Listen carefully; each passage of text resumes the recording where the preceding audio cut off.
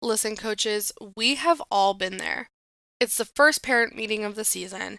You're standing there with your binders, your color coded calendars, and that 7-page team contract that you spent all summer perfecting. You feel prepared, you feel professional, and you think to yourself, this year's going to be different. The rules are in writing, everyone has signed their name, and there will be no excuses. But then life happens. The first time a star athlete misses practice for a social event, or the first time a parent challenges a stunt placement in a 2 a.m. email, that contract suddenly feels heavy and very awkward.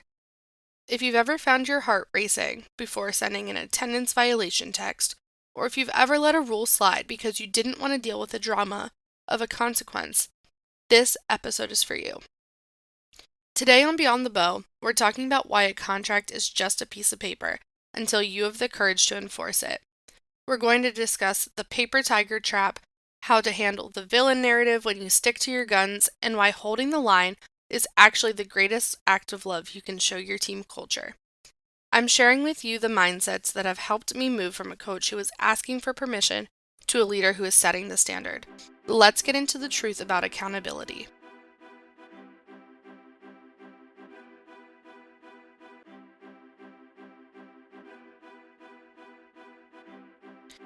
Hi, everyone, and welcome back to episode 3 of Beyond the Bow. This is your host, Coach Marley, and I'm so excited to be here with you guys today. Today, we are going to be focusing on student athlete contracts, what needs to be in there, how do you deliver this to your parents and athletes, and how important it is to follow through with what your contract states. Now, before you even start typing into that document, it is so important to brainstorm and know exactly what your expectations are as a coach, not only for your athletes, but for your parents. Make sure that your thoughts and ideas are organized in a professional manner, something that's really easy to follow, something that's super easy to reference, because throughout the season, as problems arise, it is incredibly important to be able to open up that contract and reference it at any time. So, throughout this episode, I am going to reference my contract. This is something that I've worked really hard on. I've done a lot of research. I've compared my expectations to expectations of districts surrounding us.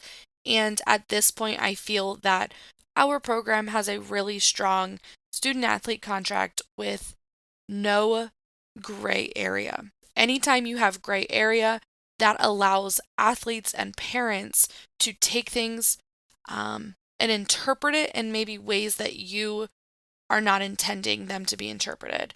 So, my contract is 7 pages. I do realize that can be excessive, but everything in here is in here for a reason, and that is important when you are starting to write your contract. Now, my contract does start with like a little opening message, just thanking the parents and athletes for joining our team. We talk a little bit about our philosophy, some expectations we have of them, and this is where we leave our coach contact information.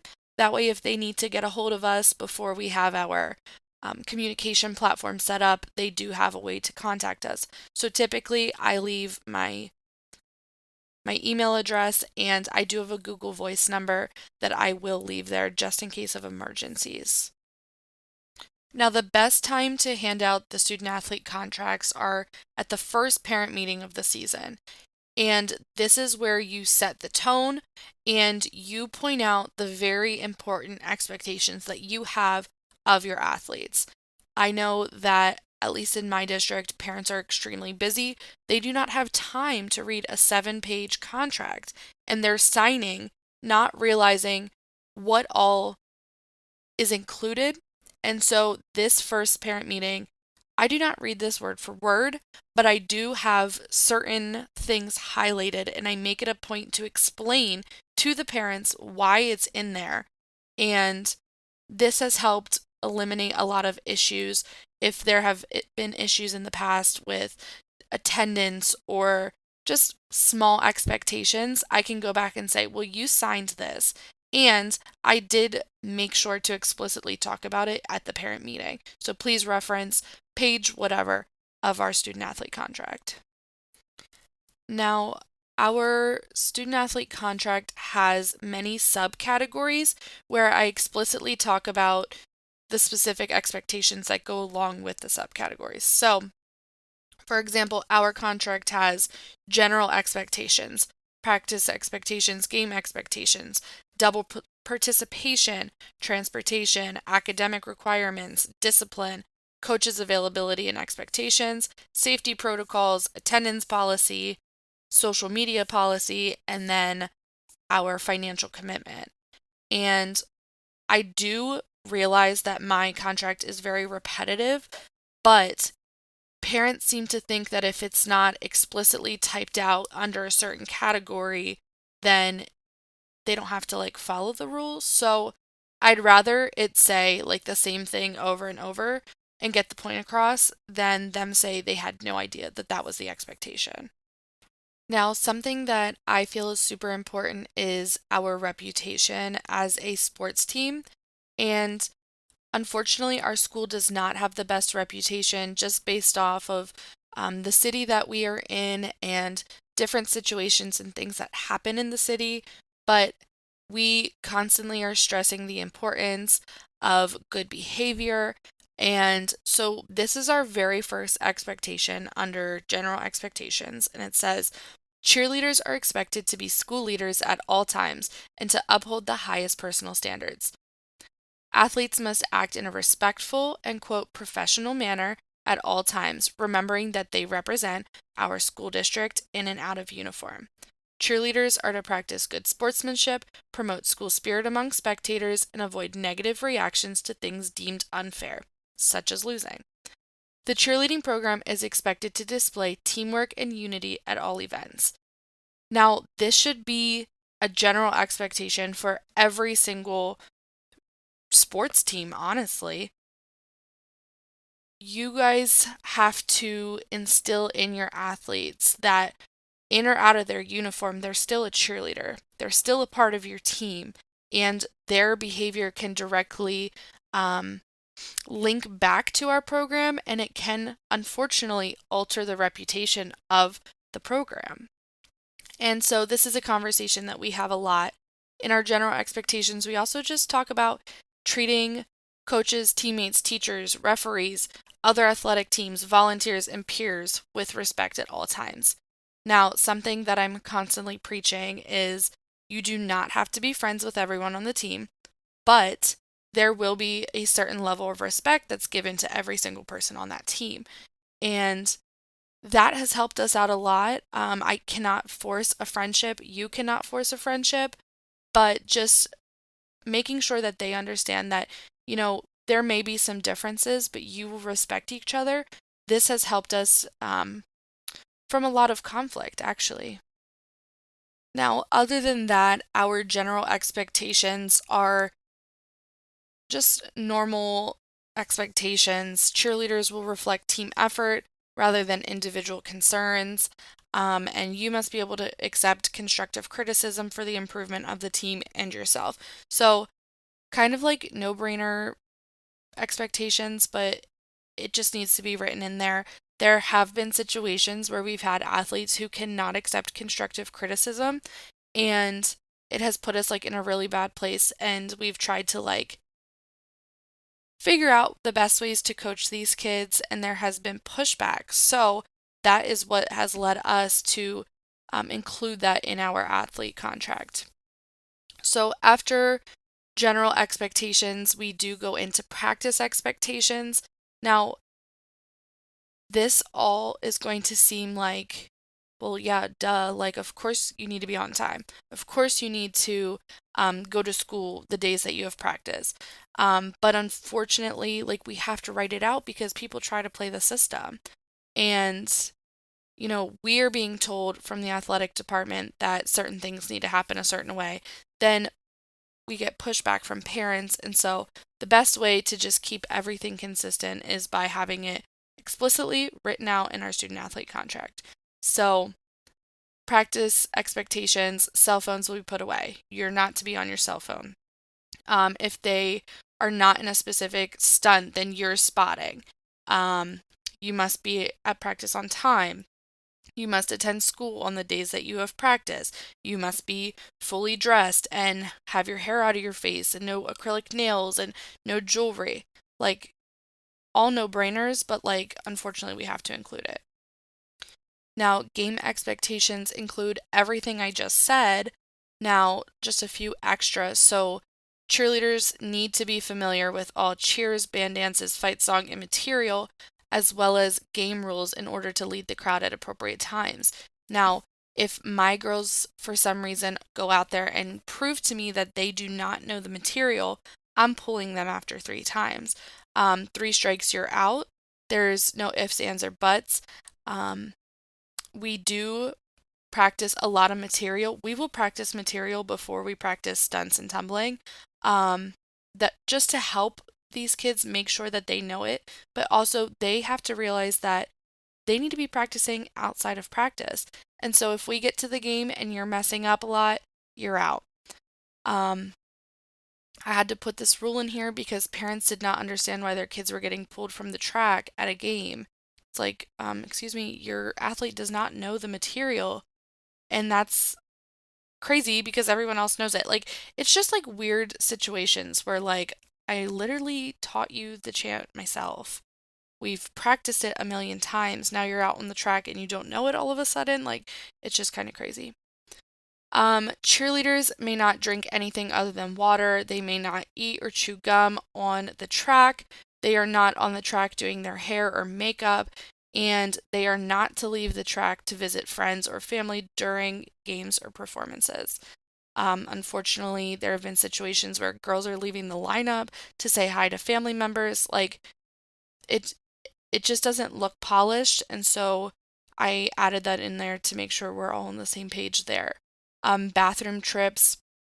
This one can be tricky depending on when you arrive to games, but I always say they need to be taken before a game, at halftime, or after the game. Sometimes, depending on what's going on, I will let them go in between a quarter, but there's no way like I'm allowing the whole team to go in between quarters. And same situation with cell phones. Cell phones are not to be out during games. If a parent needs to contact the athlete, we just ask that they contact us and we would be able to get them in contact with their athlete pretty quickly, just because we typically monitor our emails and our phones for any parent communication. And then the last rule for games, athletes who are not eligible for grades may not cheer at games during that week or until cleared by the athletic director. So every school district or different states have different rules about being academically eligible. So definitely connect with your athletic director and make sure that you're following up with their expectations of grades. Now, we do talk about double participation, so this could be someone who plays 2 sports at the same time, people who are in the musical or band or orchestra. We just ask that they do their best to attend as many practices as possible. I am willing to work with them if I have a schedule pretty far in advance, but I do not allow them to miss practices, or sorry, miss games for these other events. Now, our next section, we talk about transportation. Cheerleaders will provide their own transportation to all practices unless arranged by the coaches or schools. So our fall practices are like a little difficult because we have kids coming together from 4 different schools to cheer together. So we provide our own transportation. Now, if a parent says, hey, I want to pick up my kid and drop them off at practice, that's totally fine. But the expectation is that they're at practice before the time that they need to be there. So if practice starts at 3:30, they need to be there no later than 3:30, or there will be a consequence. Now, academic requirements, like I've already said, that all depends on what your district and athletic director has told you guys. Now, I do not allow my athletes to have more than 2 Fs at any given time. I know you're probably saying, like, oh my gosh, two Fs, like they should never have two Fs. You're absolutely right. They should never have two Fs. But unfortunately, our district allows up to three for them to still continue in sports and activities. I say no more than two. Thankfully, I do not have this issue where my athletes are academically ineligible, so we really don't have to get into this too much. Now, I do check in with my athletes every week about grades, and if any of my kids are on that line where they are about to go from a D to an F, their teachers typically reach out to me and we're able to get things resolved pretty quickly. The last rule with my academic requirements is if an athlete does not meet academic requirements for 2 consecutive weeks, they will be dismissed from the team. And I really like this rule because if you are academically ineligible, you then become an unreliable teammate. And if you're unreliable for 2 weeks, that's a problem. You're a student athlete, a student first, athlete second. If you're academically ineligible for 2 weeks, that means that you need to focus on being a student and that you're having a hard time managing being a student and an athlete at the same time. Now, that does not deter these girls or boys from making the team the next season. I actually have had an athlete who has been kicked off every single season that she's cheered for me for being academically ineligible. Um, you might be wondering, why do I keep allowing her to be on the team? She's a good athlete, but she really struggles with her grades, and so she has a hard time managing both. And so every single season, I've always told her, like, let me know how I can help you. Let me know how I can help you plan and manage. And um, unfortunately, we just haven't gotten there yet. So, the next section of my contract talks about discipline. And we just say in here, listen, if you are getting disciplined by the school, whether that's in school or out of school suspension or anything more than that, that takes precedence over our disciplinary actions. So if you have in school or out of school suspension, you are not allowed to attend practice. If you have out of school suspension, you're typically off the team. In school suspension can be given for a variety of different reasons. And so, to be honest, for my team, it's case by case. Just trying to figure out, are they a repeat offender? Is this a major situation? Have they learned from it? So that one we kind of just figure out depending on the situation. Now, the next part we're going to talk about is super, super important. And if you want to copy and paste this and put this in your student athlete contract, I'm giving you full permission to do so. Coaches' availability and expectations. This is such an important concept. Sometimes parents feel that they can talk to you any type of way, and it's not always appropriate and it's not always productive. So I do have something in here. I'm going to read it to you. And it has really helped me a ton with dealing with difficult parents. So it says, cheerleaders and parents with concerns or questions are asked to speak privately, directly, and respectfully with the coaches. Parents are urged to contact coaches concerning matters with their child that they cannot solve on their own. Keeping in mind that our decisions are not always popular with everyone, our focus is what's best for the team, the program, and the school. All team, coach, parent communication will be done in person, through phone calls, or through whatever communication platform you guys use. Please try to avoid texting whenever possible. Now, I know that I'm not the only one who's ever received a text where I've interpreted the tone the wrong way. And we tend to interpret it however we want to interpret it. So if Susie was pulled out of a stunt because she's not performing it the way she needs to be, and the parent texts me and says, I don't understand why Susie was pulled from the stunt when she's been trying really hard, and there's capital letters and there's exclamation points. I'm reading that as the parent is screaming at me and she's frustrated with me. And maybe that's not the way that the parent intended that message to come off. that is why it's super important to talk in person. Build those relationships with those parents, allow them to speak to you guys freely, but also like put up those boundaries that like, hey, this conversation's not going anywhere. It's not productive. I'm not hearing you while you're screaming to me. Let's, take 24 hours and get back to each other and see how the conversation can be different and see what we can do differently to solve this problem. Now, I do have a 24-hour turnaround time when parents send me emails and messages, only because I tend to match energy. So if your message is coming off super aggressive, my message might come off super aggressive. That's not how a coach should respond.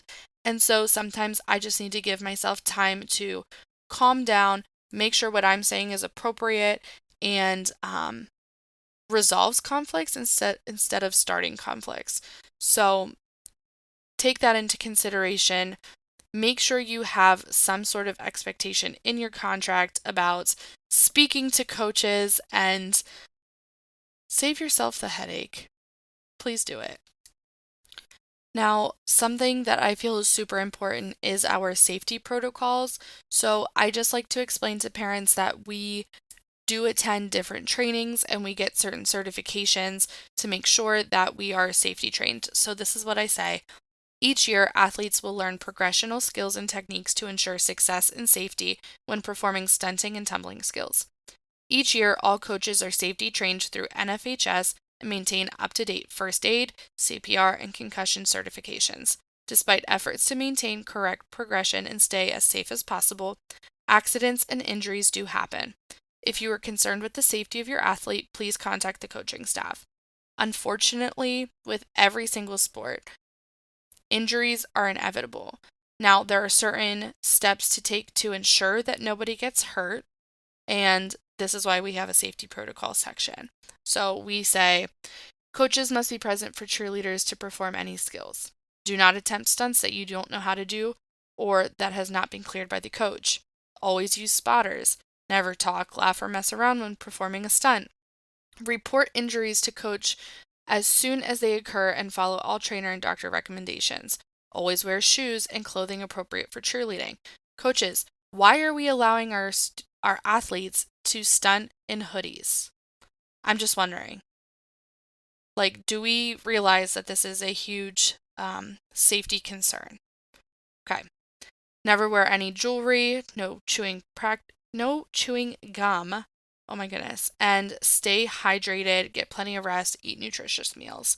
So, yeah, unfortunately, that all has to be stated because people don't know. Now, we do get into the attendance policy. We explain that all members are required to attend all scheduled practices, games, and other events deemed required by the coach. Something that's super important in that sentence is the word scheduled.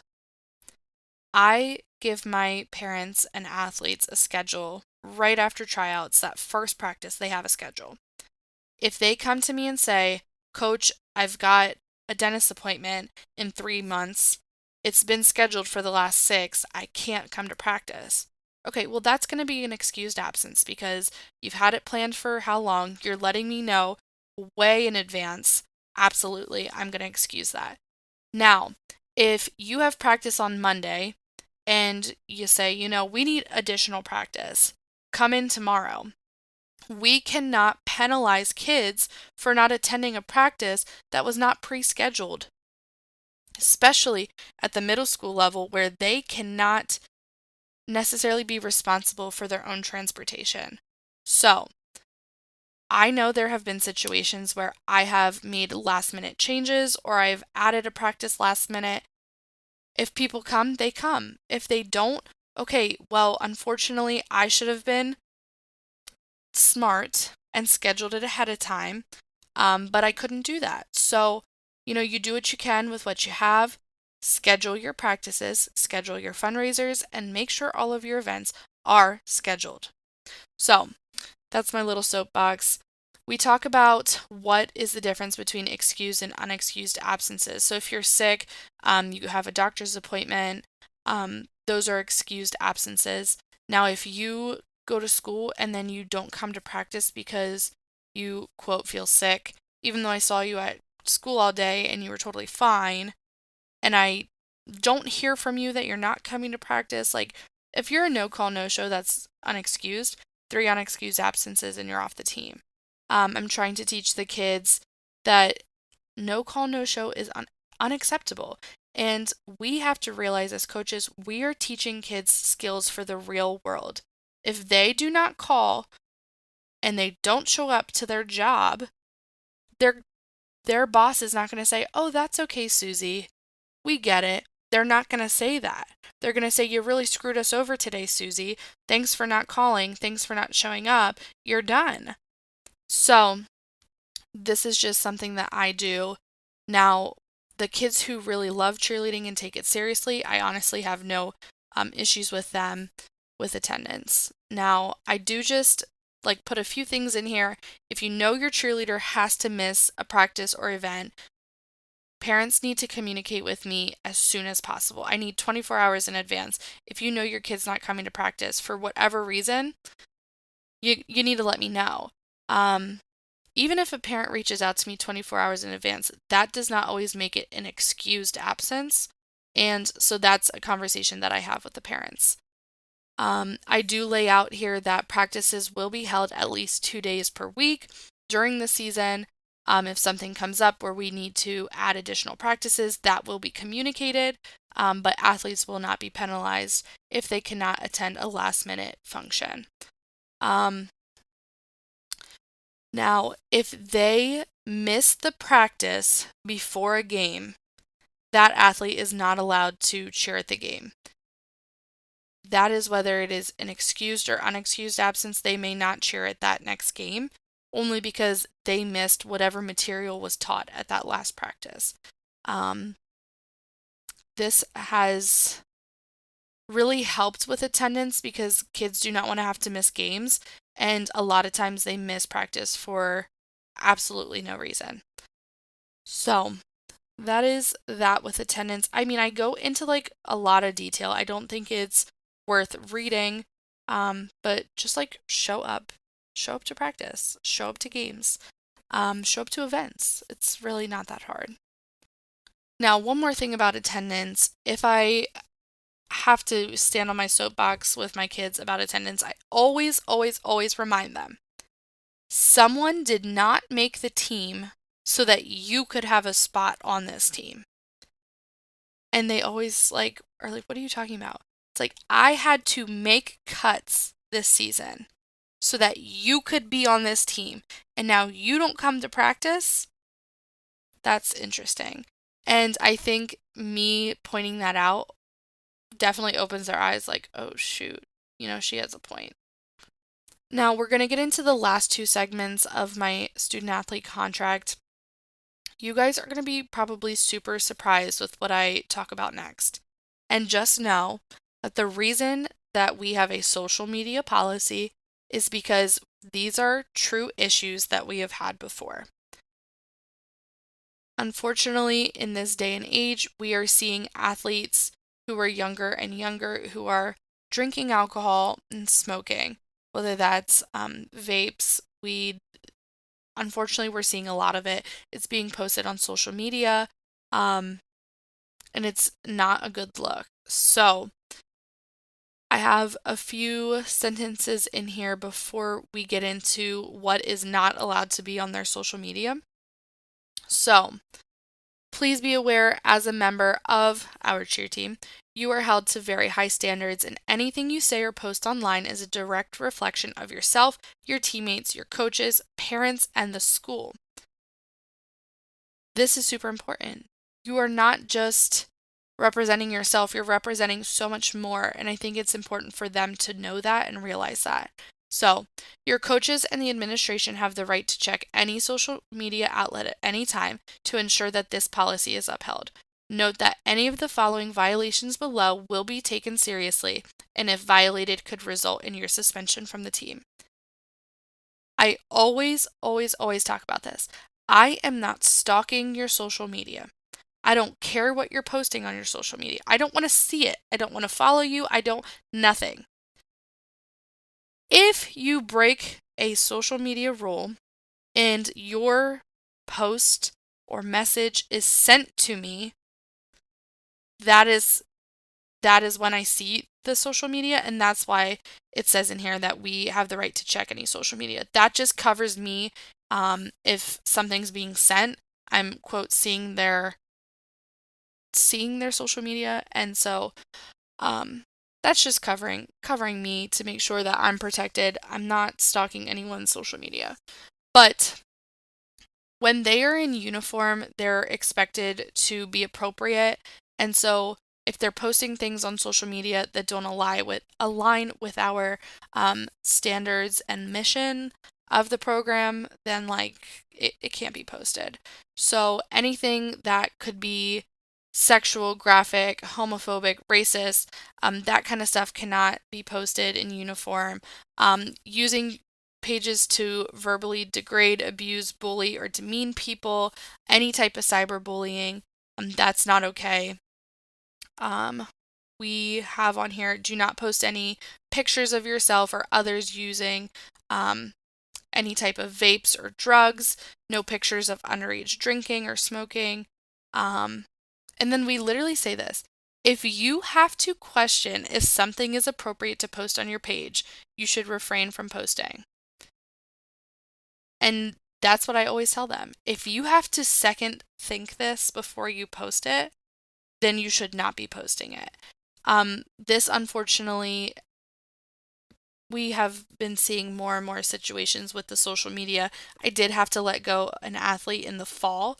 She posted a video of her on Instagram of her vaping at the McDonald's before practice, which was so crazy because 5 of her teammates came and showed me the video before she showed up to practice. So that is why it is included in our contract.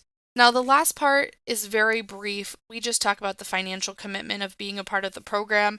We do talk about a few of the things that would need to be bought over the season, and we do say if you cannot financially get the things that you need, just come talk to us and we will do our best to make sure that your athlete has what they need to be successful for the season.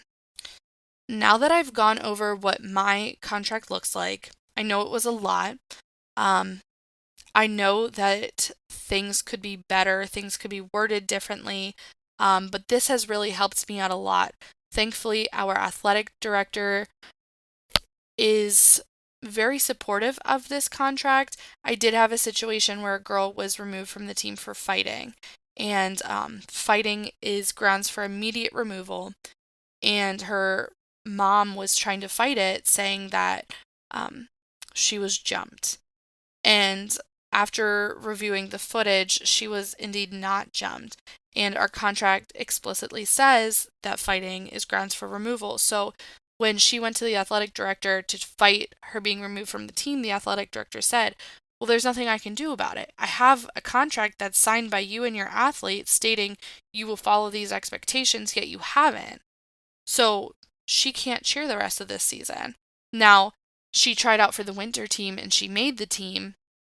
She has not been fighting. She's not been in any sort of trouble. So, of course, we will give second chances, but you got to follow the contract. You have to follow the contract. Now, we talk about the idea of like a paper tiger, and this contract looks scary, but if it's not being enforced, it's not doing its job. And I know that it is super uncomfortable to enforce these expectations. It's really uncomfortable to respond to angry parents.